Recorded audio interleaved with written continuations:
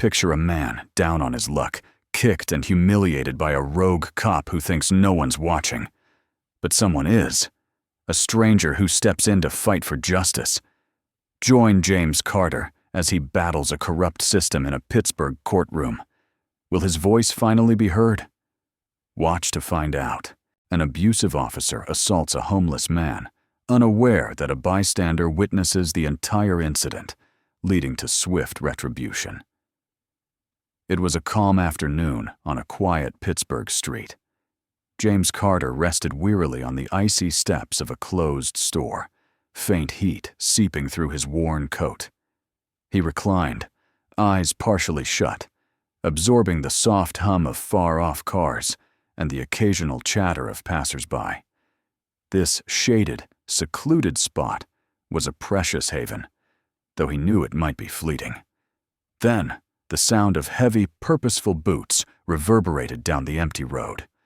James's eyes snapped open, his body tensing, sensing trouble approaching.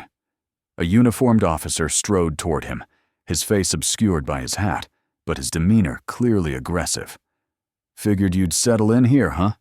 Officer Bryce's voice sliced through the stillness, harsh and derisive.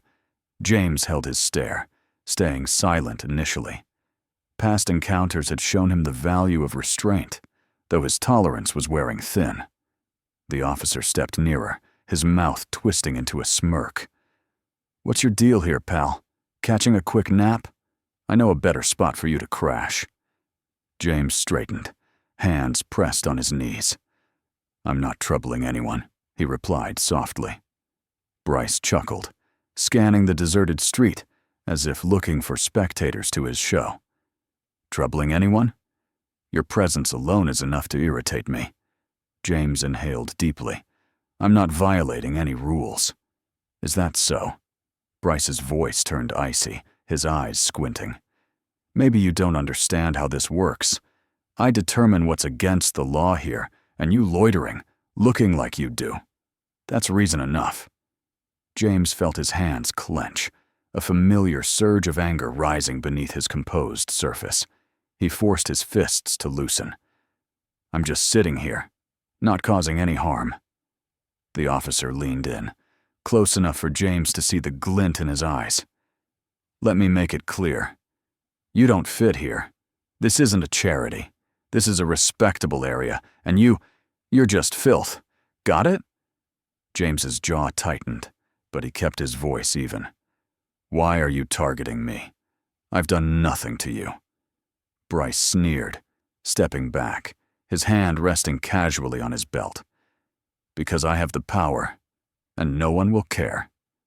You think anyone will take your word? I'm just doing my duty. That's what they'll say." He bent forward again, his voice a venomous whisper. "You're insignificant." James's restraint broke. "You know nothing about who I am." "Oh, do I?"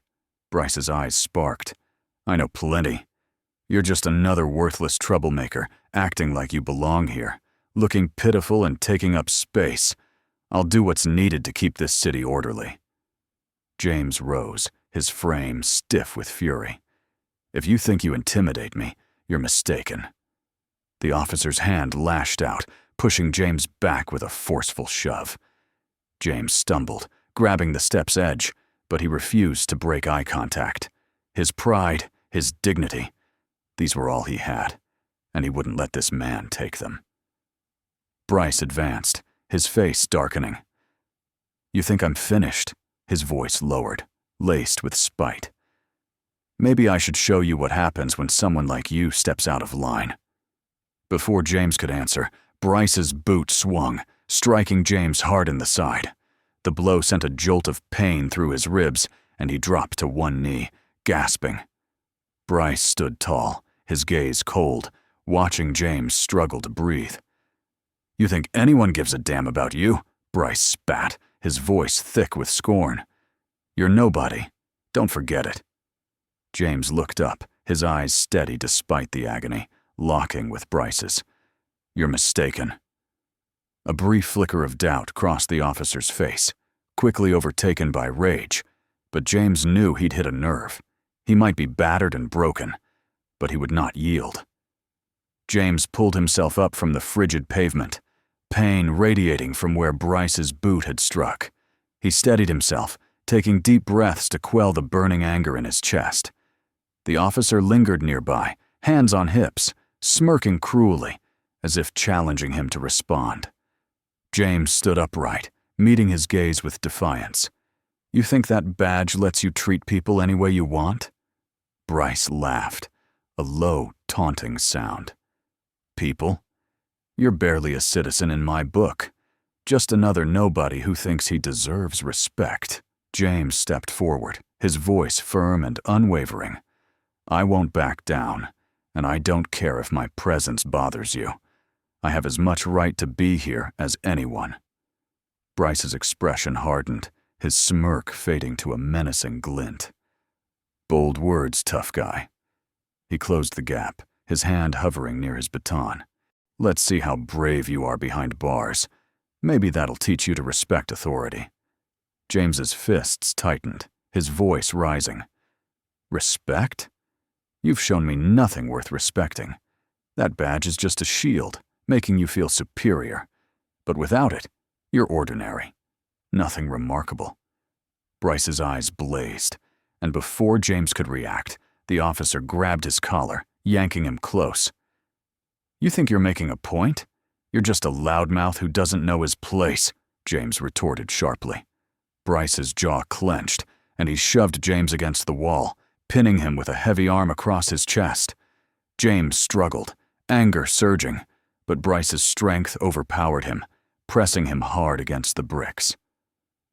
"You don't know when to quit, do you?" Bryce growled, his voice low and poisonous. "This whole street could see, and you'd still end up cuffed, because that's your fate right now." He jerked James forward, twisting his arms behind him with ruthless precision. James gritted his teeth, denying Bryce the satisfaction of a reaction, even as the handcuffs' cold metal dug into his wrists. Bryce's voice turned mocking, loud enough for any onlookers. "Look at you, big talker, huh? But here you are, cuffed, right where you belong." "You'll regret this," James said through clenched teeth, his voice steady. "Someday, someone will see you for what you are. You can't hide forever." Bryce laughed, pushing James toward the patrol car with rough shoves. "Keep dreaming, hero. Pittsburgh doesn't care about you.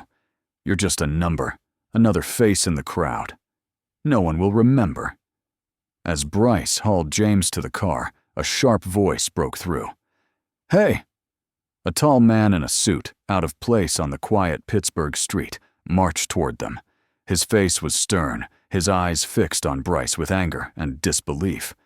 "What's happening here?" Bryce barely glanced at him, his grip on James tight as he shoved him into the back seat. "Mind your own business. I'm doing my job."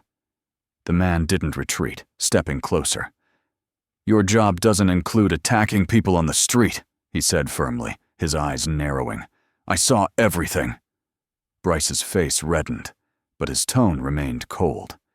"I suggest you walk away, sir. This isn't your business." "It is now," the man replied, his voice steady. "I won't stand by while someone's treated like this." James, watching from the back seat, met the man's eyes through the window, a spark of hope igniting within him. For the first time in ages, he wasn't entirely alone. Bryce advanced, trying to intimidate the man. "Sir, I'm warning you. Don't interfere. You'll only make trouble for yourself." The man's expression didn't waver. "You've already caused enough trouble." For a moment, the two stood eye to eye, neither yielding. Finally, Bryce scoffed, stepping back with a bitter smirk. "Fine.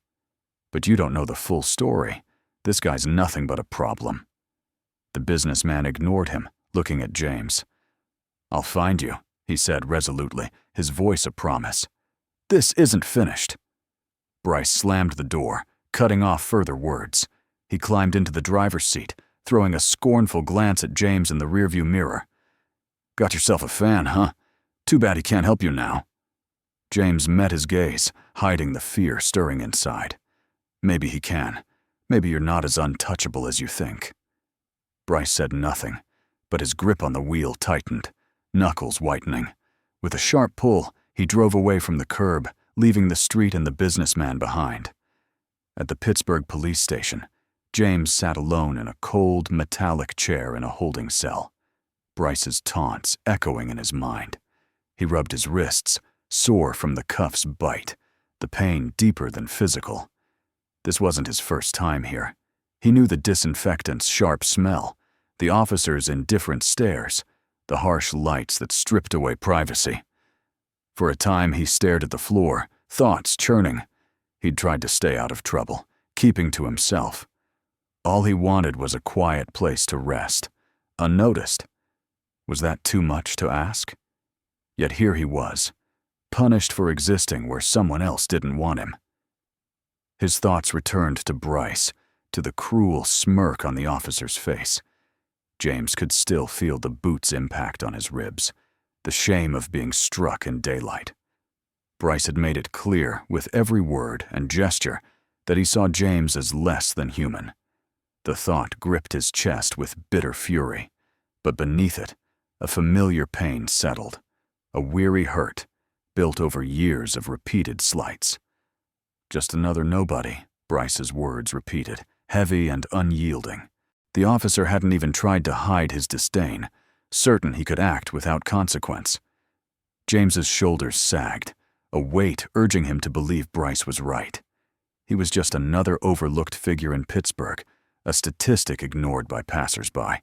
He'd been pushed to the margins, and now no one cared what happened to him. He closed his eyes, memories creeping in. His mother's voice, urging him to stay strong, insisting he was worth something despite others' words. His younger self, working late hours, scraping by, hoping hard work and resilience would change his fate. But life had unraveled, one setback after another, until he ended up here, lost in a city that no longer saw him. James forced himself to breathe, pushing the memories away. His mother's words felt far off, almost empty. She'd taught him to fight, to hold his pride and dignity. But how could he, when the world seemed intent on taking both? Bryce's harsh laughter snapped him back, the officer's voice seeping through the cell's thin walls. Outside, Bryce chatted with another officer, his tone relaxed, as if James's ordeal was a minor annoyance he'd dealt with and forgotten. It stung, hearing Bryce so at ease after all he'd done. To him, this was just another day, a routine exertion of power. James's fists clenched, tension rising. He'd spent so long swallowing his pride, staying quiet, but today felt different. He was tired of being unseen, tired of being dismissed as worthless. But what could he do? Trapped in this cell, he felt helpless. He longed to believe someone would truly see him, understand his burdens. But after years of disappointment, that hope felt childish, a fantasy he'd clung to too long. Footsteps approached, accompanied by a low voice. He assumed it was another officer, ready to process him like any other faceless detainee. But then a new voice, calm and firm, cut through the tension. "Excuse me, I need to speak with the officer who brought him in." James looked up, surprised, seeing a tall man in a crisp suit just beyond the holding area. The man's face was serious, his gaze unwavering as he faced Officer Bryce. Bryce's expression darkened, his posture shifting as he turned to confront the stranger. "Sir, I told you back there, this isn't your concern." But the man didn't waver. He stepped closer, eyes locked on Bryce. "It is my concern. I saw it all." James felt a surge of disbelief. He hadn't expected anyone to care, especially not this businessman who'd witnessed the clash from a distance. Yet here he was, speaking with a resolute voice that demanded attention. Bryce bristled, visibly irritated. "Sir, I suggest you leave unless you want to spend a night in a cell." The man didn't flinch. "Your role doesn't give you the right to mistreat people," he said, his voice sharp with disdain. "I saw you kick that man while he was down, and I'm not walking away." Bryce's cool facade cracked slightly. "You think you've got the whole picture? This guy," he gestured dismissively at James, "is a troublemaker, a repeat offender. I'm just doing my duty." The businessman's eyes narrowed, his calm hardening. "If that was your duty, it would have looked different out there. Instead, it looked like you singled him out because you thought no one would care." Bryce's face flushed, irritation flaring. "That's a bold claim, sir." "Is it?" the man countered. "You can spin it however you like, but I saw abuse of power, and I'll make sure it's reported." Bryce forced a chilly smile. "File your complaints, sir. No one will take your word over an officer's." The businessman paused, his resolve unshaken. He turned to James, his expression firm, a subtle nod passing between them. James spoke quietly but firmly. "He's right. You think that badge makes you invincible, but people like him." He nodded toward the businessman.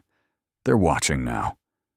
Bryce shot James a contemptuous glance, but James held his ground, staring back. "I'm David Lawson," the businessman said, his voice breaking the silence. He gave James a reassuring nod, his words a vow. "This isn't over, Officer Bryce. I'll see to it." Bryce scoffed, turning away, but James sensed a slight unease in his stance. Perhaps for the first time, someone had rattled his confidence. David looked at James through the bars, his face stern yet kind. "I'll get you out of here, James. You have my word."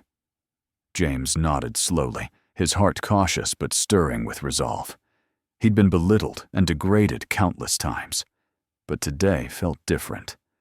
As David walked away, a buried hope flickered within James. He wasn't fighting alone anymore. The fluorescent lights hummed faintly as James sat alone in a sterile room at the Pittsburgh police station, built for processing. The sharp scent of antiseptic hung heavy, deepening his sense of isolation. He rubbed his face, still tender from the assault. The walls seemed to close in, each moment stretching endlessly. Yet for once, a fragile hope lingered.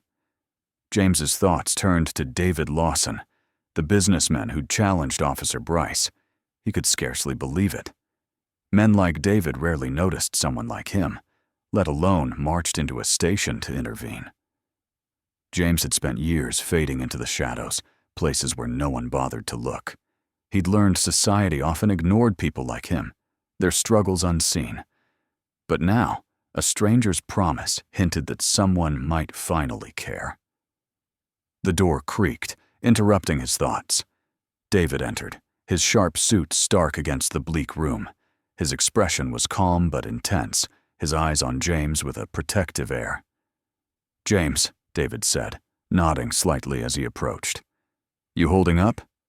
James exhaled, a cautious relief settling in. "Better, now that I'm not alone here." David nodded understandingly. "Good to hear. I've spoken with a trusted lawyer. We've got a solid case. We'll sort this out." James looked at him, gratitude mingling with disbelief. "I don't know how to thank you. No one's ever stood up for me like this." "No need to thank me," David said. "What happened out there was unjust, plain and simple. You deserve better." James's eyes dropped, his voice soft. "People always talk about what I deserve, but they don't mean it like you do." David sat opposite him, his gaze steady and sincere. "I mean it. This isn't just talk. I want to help you fight this, James. No one should endure what you did. But I need to know you're ready for what's coming. It won't be simple." A heavy silence hung between them. James's mind swirled with doubt and budding hope.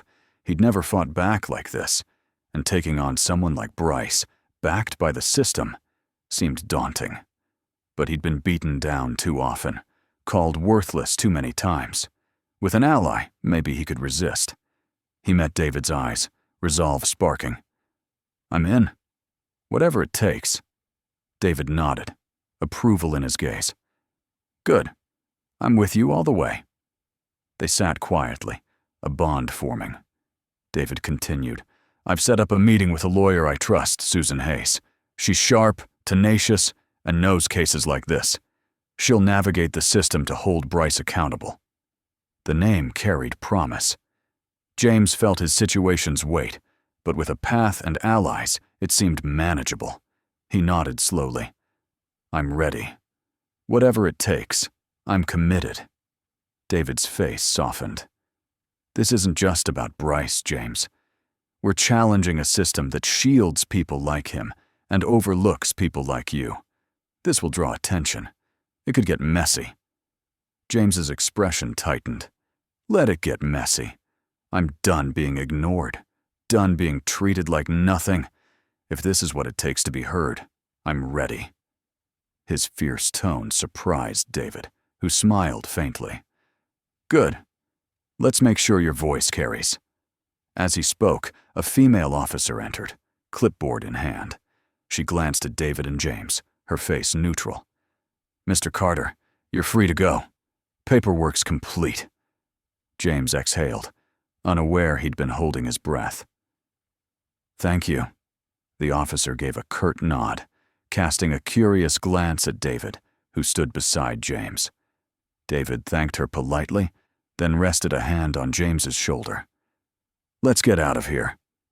They walked through the station's stark halls, lined with faded posters and warnings. James felt officers' stares, each a reminder of the place's weight, the tension it held for him. But with David beside him, it felt lighter. Outside, Pittsburgh's cool air brushed James's face, carrying traffic's hum and pedestrians' chatter. The station door closed behind them, its echo fading. As they walked, David glanced at him. "This is a lot to take in, but I'm serious about helping James. We'll do this right."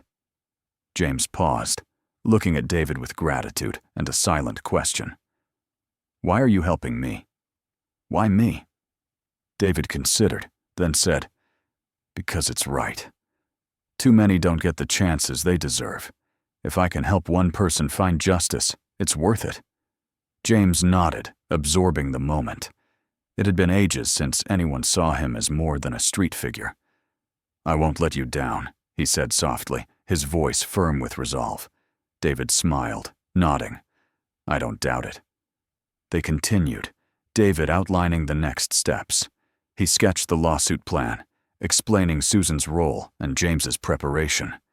For the first time in years, James felt he had a direction, a purpose beyond survival. At the corner, David offered his hand. "Tomorrow, we meet Susan. Rest. You'll need it."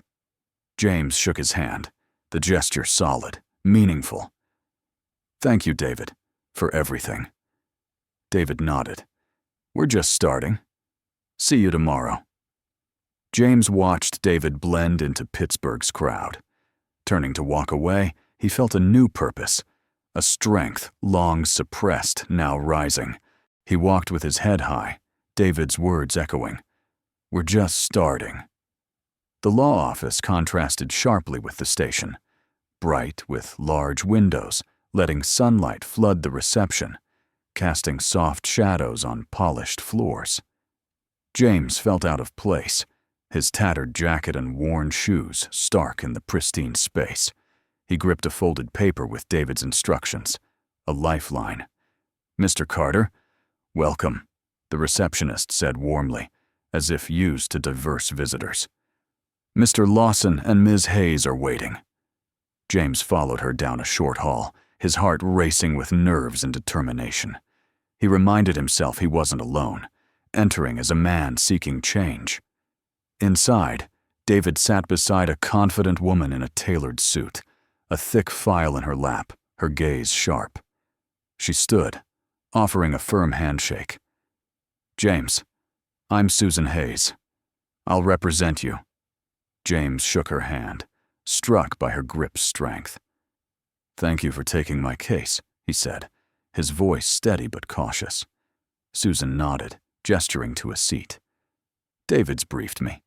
I take cases like yours seriously. What happened was wrong, and will ensure Officer Bryce faces consequences." James glanced at David, who nodded reassuringly. "I'm here for you," David said, his voice firm, eyes resolute. This is just the start, James. We'll see it through. Susan opened her file, her gaze steady. Before we proceed, James, tell me everything about that day. Every detail counts. James took a deep breath, grounding himself. It began when I sat outside that shuttered shop. I was just resting, staying out of trouble. Then Officer Bryce came up. He paused, Bryce's sneer and words vivid. He didn't explain, just started harassing me. Said I didn't belong, called me filth. Susan's pen moved quickly, her face focused. Then he kicked me, James said, the words spilling out, releasing a heavy burden. In front of everyone, he kept going, mocking me, saying no one would care. David leaned forward, jaw tight. That's when I intervened. I saw it all from my office and came down immediately. Susan met James's eyes. James, are you ready to go public? A lawsuit will draw attention, maybe media. Are you prepared? James hesitated, the weight of exposure daunting, but a fire burned within. I'm ready, he said firmly. I'm tired of being sidelined, of being invisible. If this is what it takes, I'll do it. Susan smiled slightly, approval in her eyes. That's the spirit. It won't be easy. Bryce's defense will try to discredit you, digging into your past. James looked down, past struggles flashing through his mind. He met Susan's gaze. I've made mistakes, but that doesn't justify what he did. I'll stand by that. Susan nodded. Good. That resolve will carry you. David leaned forward. Whatever they find, James, it doesn't change what happened. Susan and I are with you. Susan turned to David. Mr. Lawson, your witness statement is key. We'll need every detail documented. Absolutely, David said. I'll ensure it's clear. Bryce must face consequences. Susan looked at James, her tone softer. This lawsuit will make waves, James, impacting not just Bryce, but the department. They'll feel pressure, and the public will demand answers. You're fighting for others, too. Her words hit hard, daunting yet empowering. James nodded. I'll do what it takes. I'm in. Susan closed her file, nodding. Good. We'll start soon. I'll contact you to review details and build our case. It's a long journey, but we're together. As they stood, David placed a hand on James's shoulder. This isn't just about a case, James. It's about standing tall. You're not alone. James felt strength rising, his isolation fading. He was a man with a voice, with allies. They left the office, Pittsburgh's sun low, casting a warm glow. Walking down the busy street, James felt a new resolve. This fight was for all the silenced. Days blurred as James dove into the legal process. Mornings were spent with Susan or David, reviewing documents, reliving his clash with Bryce. Each retelling turned anger into focused resolve. On the third day, Susan called him to her office, urgency in her voice. James arrived, finding Susan and David waiting, their faces serious. James, Susan said, tapping a folder. The Pittsburgh police are investigating Bryce's actions. They're taking it seriously. Other officers are speaking out about him. James's eyes widened. They're really looking into him. Susan nodded. Yes, past complaints were ignored, but your case is forcing attention. David leaned forward, intense. This is what we wanted, James. Bryce's actions are finally under scrutiny. James leaned back, relief and anger mixing. So, they're seeing him for who he is. Susan nodded, checking her notes. But it won't simplify things. The department's unhappy. Expect pushback and media backlash. James's gaze hardened. Let them try. I'm not stopping. Susan smiled faintly. Good. We'll keep pushing, no matter what. The case gained momentum. News outlets covered it. Reporters called, and Pittsburgh buzzed with stories of a homeless man suing an officer. James's photos spread, his interviews steady. But backlash followed. Social media split, some supporting James, others accusing him of deceit. The strain wore on him, but David and Susan kept him grounded. One evening, in Susan's office, a knock interrupted. An intern appeared, pale. "Ms. Hayes, an officer's here. He has information on Bryce." Susan glanced at James, surprised. She nodded. "Bring him in." A tall officer entered, uniform crisp, posture tense. He looked at James. "Mr. Carter, I'm Officer Mitchell. I know about Bryce's actions, and it's time to speak up." James looked at Susan, who gestured for Mitchell to sit. "Thank you, Officer Mitchell. What can you share?" Mitchell exhaled, steadying himself. "I've worked with Bryce for years. I've seen him target people. Complaints were filed, but always dismissed." James's anger flared, recalling Bryce's arrogance. "Why now?" he asked, skeptical. "Why speak up after so long?" Mitchell looked down, ashamed. "It's overdue. Seeing your case public made me realize I can't stay silent." Susan nodded, calm. "Will you give a statement, Officer Mitchell? It could strengthen our case." Mitchell paused, then nodded. "I know the risks, but yes, I'll testify." James felt respect for Mitchell's courage, knowing the cost. "Thank you," he said sincerely. Mitchell met his gaze. "I'm glad to help." Mitchell stood, leaving his contact details. Susan turned to James, eyes bright. "This is big, James. An officer's testimony about Bryce's misconduct strengthens our case." David nodded. "It's not just your incident now. Bryce's history is exposed." But tension grew. The Pittsburgh police pushed back, defending Bryce's service, claiming his actions were misunderstood. Media fueled the debate, public opinion shifting. One night, alone in his rented room, James's phone buzzed with David's message. "Stay strong. They'll try to break you, but we're advancing. Don't let them scare you." James stared at the words, exhaustion heavy. But David was right. He couldn't quit. More people came forward, sharing Bryce's abuses through Susan's office. The case grew larger than James expected. Then, media requested James's comment. Susan arranged a meeting with a journalist at a Pittsburgh cafe. "I was just there," James told her, voice steady. "Not causing trouble. But Bryce didn't care. To him, I was a problem because of who I am." The journalist nodded, writing. "What do you hope this case achieves, Mr. Carter?" James looked out at the street. "I hope people like Bryce can't act without consequence, that we're not afraid of those meant to protect us. I want justice, for me and others treated as less." Speaking, he felt strength surge. This was bigger than his name. The court hearing arrived, its weight heavy, as James entered the Pittsburgh courthouse. The air hummed with anticipation. Susan walked beside him, resolute. David was there, nodding supportively. The courtroom was somber, filled with reporters and supporters. Officer Mitchell sat near the front, tense but present. This moment was pivotal, for James and all Bryce had harmed. Bryce sat at the defense table, his face blank but eyes cold, staring at James. James met his gaze, unyielding.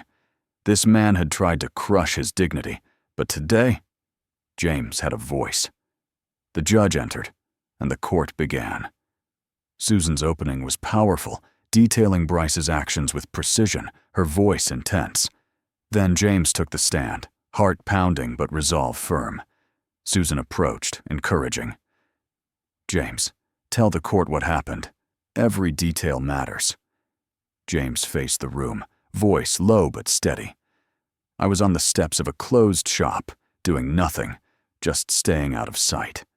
That's when Officer Bryce approached. His voice strengthened, recounting Bryce's taunts, his dehumanizing gaze, the kick delivered without remorse. The courtroom listened, silent as James shared his pain and humiliation. Speaking, he felt empowered, no longer the helpless man on the steps. Susan nodded approvingly as he finished. The defense attorney, polished and confident, approached with a sly smile. "Mr. Carter, you've had prior run-ins with police. Do you have issues with authority?" James sensed the trap. "I've had encounters, but that doesn't justify Bryce's actions." The attorney feigned concern. "But could your past bias you, misinterpreting an officer's intent?" Susan objected sharply. "Objection? Speculative." The judge agreed. Sustained. "Move on." The attorney shifted. "You say Bryce kicked you, but could you have misread the situation? Maybe he was ensuring compliance." James's jaw tightened. "I know what happened. He kicked me hard. There was no mistake." The attorney nodded patronizingly. "Yet you argued, defied him. Did your attitude escalate things?" James's voice rose, firm. "I didn't escalate. I spoke because he was wrong, treating me like nothing, thinking he'd get away with it." Susan objected again. "Objection. The witness isn't on trial." The judge sustained. The attorney, frustrated, asked more questions, trying to cast James as the aggressor, but James's responses were clear, strengthening his case. Stepping down, James felt relief. Susan nodded reassuringly. He'd done his part. Susan called Mitchell next. He took the stand, nervous but firm.